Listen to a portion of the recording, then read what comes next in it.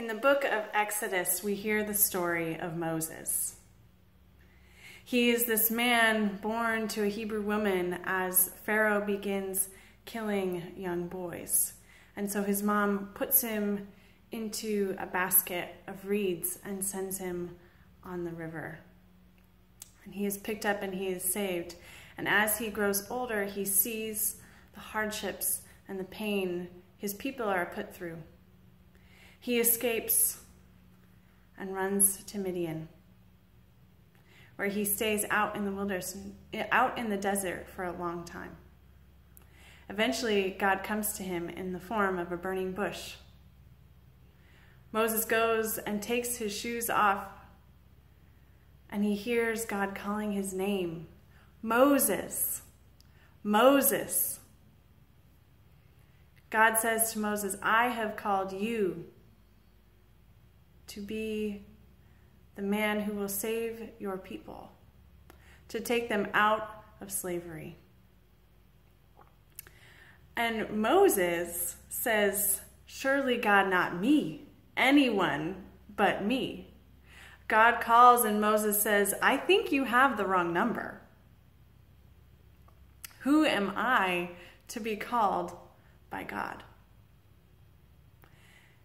Moses goes and lists all the reasons he is not the person. What if they don't listen to me? I don't have a good speaking voice. God, surely not me. We've all experienced this just like Moses. We may feel called to do something, hired for a job, surely not me. Given a task, well, I don't think I'm capable of doing that. I could list all the reasons, A, B, C, and D, for why I am not the qualified person for that job. Just like Moses, God may be calling us somewhere and we just say, oof, no, I'm not capable. Surely not me, anyone but me. We have this tendency as human beings to feel inadequate, unworthy. We have this negative committee in our head that continually meets that says, you are not good enough, you're not smart enough, you are not loved, you are not worthy, you don't deserve that, you are not brilliant, you are not wonderful. It can list all these things. You're a terrible human being. We list all of our insecurities in our head over and over and over. I had a professor in college who changed my life one day. And I want to share with you what she shared with me. So I'm going to ask you to take a moment and close your eyes. And think of all the negative things you've ever thought of yourself. Just take a moment, be with those thoughts. Sit with that negative committee in your head. What did they say to you? You are ugly. You are dumb. You're not good enough. You are not loved. Think all of those thoughts.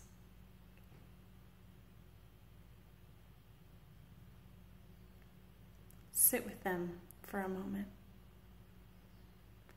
And now in your mind's eye, keeping your eyes closed, I want you to see the face of someone you love dearly, a child you love dearly. See their face. Have them sit down in a chair in front of you. And now I want you to imagine saying all those things, those thoughts you just had in your head to this child. See their face. The way their shoulders quickly hunch over and they cave in towards themselves.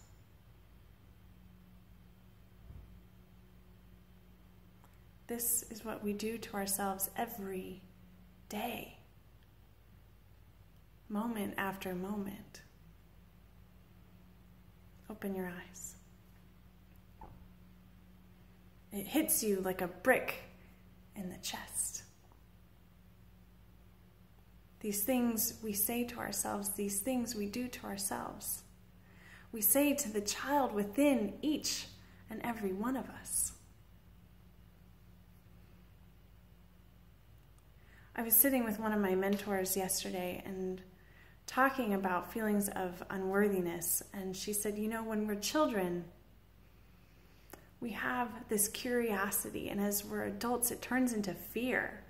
So when does that happen? When does curiosity turn into fear? As a child, we put this and this and this together, and we're like, oh, it could make something cool. And as adults, all we do is say, oh, what about this? Or what about that? What about that? And it just multiplies into these negativities. When we're kids, we see all the possibilities, the wonderful things that could be created, that could happen. And as adults, we see all the negatives. When does our curiosity turn into fear?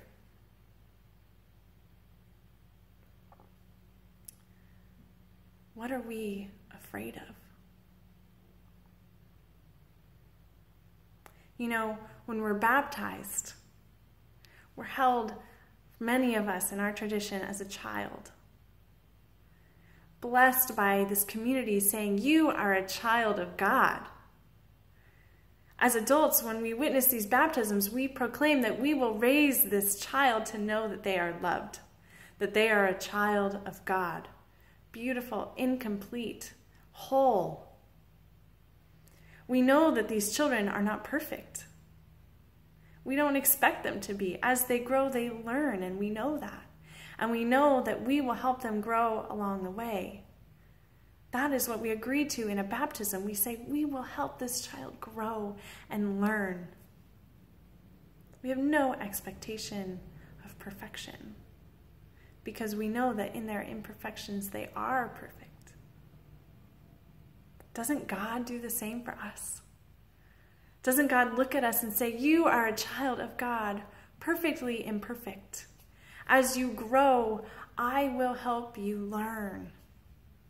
I will teach you the things that you need to know.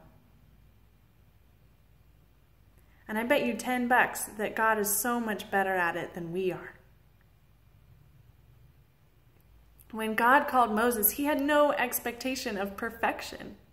As Moses listed all these inadequacies that he felt, God is like, I know, but that's where I come in. That's my job. I will speak through you. You don't think that you're a good speaker? Aaron will go with you. He'll speak with you. I will be with you. You will not ever be alone. God knows that we can't do this by ourselves because we are imperfect, but we are imperfect so that we can be perfect together, so that we can experience God's grace, so that God's grace can come shining into the world. We all know that saying, that it is through the cracks that the light gets in. That is how God works. Through our cracks and imperfections, God comes in and fills them so that we can be God's love in the world. God calls us with our imperfections. And as we stand there and proclaim and list our inadequacies and say, God, I am not worthy, God says, yes, you are. That is where I come in. God calls us and says, take your fears and your inadequacies with you. My grace plus your humanness, that is what will change the world. That is what will free my people. It is your humanness and my grace that will lead us to freedom, to a better world, to the kingdom made present in this world.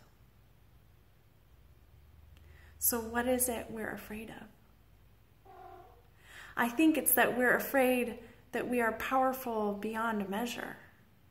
We are afraid that We are called to be God's people. That is a huge task. When you know that there's a light within you, there's a responsibility to let that light shine. But let it shine. And know that God is with you wherever you go, in your humanness, in your inadequacy. You are worthy because God is worthy. You are made perfect through God. You will change the world because God is with you every step of the way. Amen.